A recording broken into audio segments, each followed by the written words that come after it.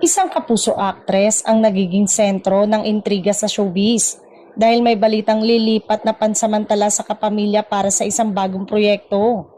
Ayon sa mga bulong-bulungan, ito ay isang fresh concept na may pinag-iisipan ng ABS-CBN na posibleng magdala ng kakaibang kombinasyon ng mga artista mula sa iba't ibang network.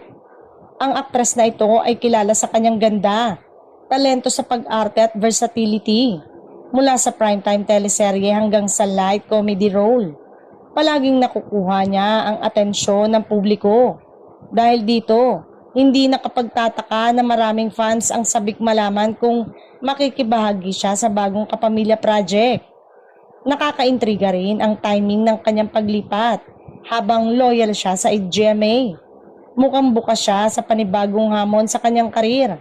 Ayon sa mga insider, matagal na rin siyang pinag-uusapan para sa proyekto at ang kanyang pag-aproba ay nagbigay daan sa final planning ng network.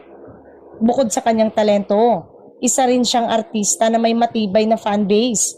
Kilala siya sa kanyang professionalism at charm both on and off cam.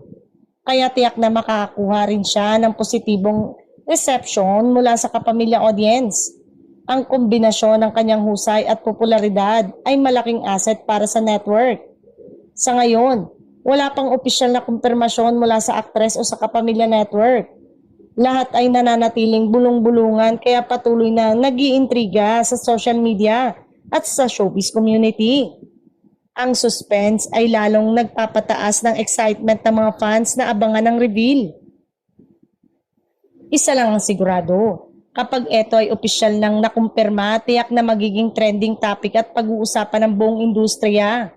Kaya abangan ang development dahil posibleng eto na ang bagong pasabog sa kapamilya shows.